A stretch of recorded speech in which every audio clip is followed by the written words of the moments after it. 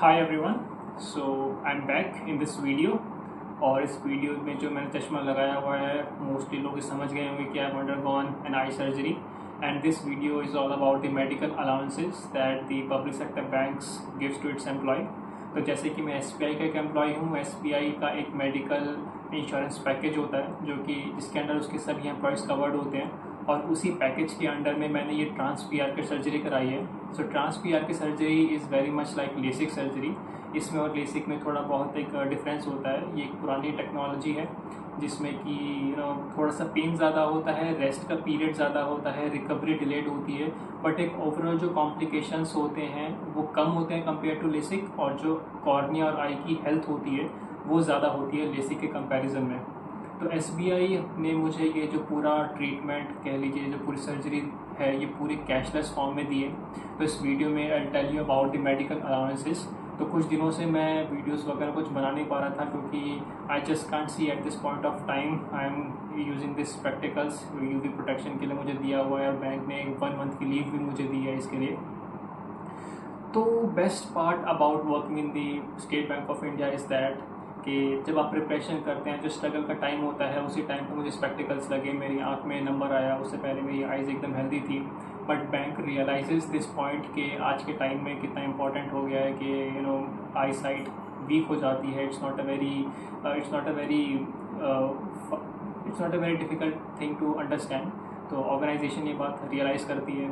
आपको जब पहले बैंक की वजह से मुझे चश्मा लगा, फिर जब मैंने बैंक को ज्वाइन किया तो बैंक ने मुझे वो स्पेक्टिकल्स को यूज़ करने के लिए अलाउंस दिया, यानी कि स्पेक्टिकल अलाउंस भी बैंक हमें देता है। जब मैं चश्मा लगाता था तो मैंने लेंस कार्ड से 4 चश्मे बनवाए अपनी आई के लिए। इनफैक्ट उनमें से एक तो पार वाला सन ग्लासेस थे, काफ़ी स्टाइलिश थे। तो उसके जो पूरे पैसे होते हैं उसका एक पैकेज होता है 7,000 प्लस जीएसटी का, जो बैंक अपने एम्प्लॉयज़ को देता है। तो पहले स्पेक्टिकल्स बनवाने के लिए भी बैंक ने पैसे दिए और फिर स्पेक्टिकल्स हटवाने के लिए भी बैंक ने ये पैसे दिए। तो जो मेरी सर्जरी हुई ये पूरी तरह से कैशलेस सर्जरी थी।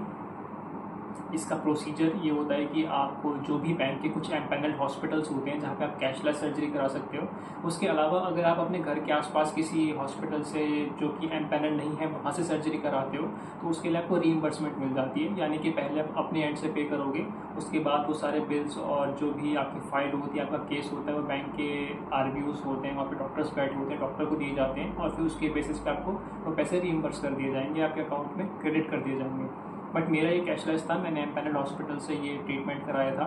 तो सबसे पहले आपको जाके जो बैंक के वहाँ पे स्टाफ होता है, इंश्योरेंस स्टाफ होता है, उसको टीएसए बोलते हैं, उनसे मिलना होता है, उनको अपना केस बताना होता है। एक विजिट में डॉक्टर आपकी फ़ाइल बनाते हैं, आपको लीव के लिए पूरा नोट बना के देते हैं। मुझे 1 मंथ की लीव का पूरा नोट बना कर दिया, जो कि मैंने अपने बैंक में दिखाया। तो दिखाती मेरे मैनेजर ने उसको रेडीली अप्रूव कर दिया because it was certified by an MBBS and highly qualified doctor. उसके बाद वो फाइल नियरेस्ट आरवीयू जाती है, वहाँ पे जो डॉक्टर होते हैं वो उसका अप्रूव करके आपके आरवीयू में भेजेंगे। फिर आपके आरवीयू में वो अप्रूव होकर फाइल अल्टीमेटली आप कैशलेस सर्जरी के लिए एलिजिबल हो जाते हैं। तो सुनने में आपको ऐसा लगेगा कि शायद एक बहुत बड़ा प्रोसीजर होता है कि पहले आप जाओगे, किसी से मिलोगे, फिर आपकी फ़ाइल बनेगी, फिर वो फाइल इधर से उधर ट्रांसफ़र करेगी। But the best thing about the State Bank of India which I am here to tell you right now, इसकी जो मेरा पूरा प्रोसीजर था, जो मेरी फ़ाइल यहाँ पे ट्रांसफ़र होनी थी एक जगह से दूसरी जगह पर, it was completed in less than 24 hours. 24 घंटे भी नहीं लगे थे और मेरा ये कैशलेस ट्रीटमेंट के लिए अप्रूवल आ गया था। तो क्योंकि मेरी सर्जरी बहुत ही शॉर्ट पीरियड ऑफ टाइम में, यानी कि 2 दिन के बाद मुझे डॉक्टर ने सजेस्ट करी थी, और मेरे इनफैक्ट RM सर जो कि मेरे आरवीयू में ऑथराइजिंग अथॉरिटी होते हैं वो भी लीव पर थे, but still bank understood my problem और मेरे पास क्रेडिट नोट आया भी नहीं था नेक्स्ट डे वहाँ पे रिपोर्ट करने के लिए। बट उनका कॉल मेरे पास आ गया कि सर आपका ऐसे अप्रूव हो गया, आप जाइए सर्जरी कराइए और आपको क्रेडिट नोट वगैरह को छोड़ दीजिए, आपका टोटली कैशलेस प्रोसीजर होगा।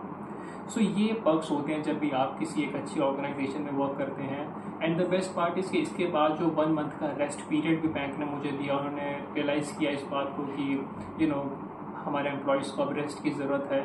तो 3 to 4 वीक्स का रेस्ट होता है। अगर उसके बाद भी अगर आप थोड़ा रेस्ट करना चाहते हैं तो ऑर्गेनाइजेशन कंसिडर करती है इस बात को।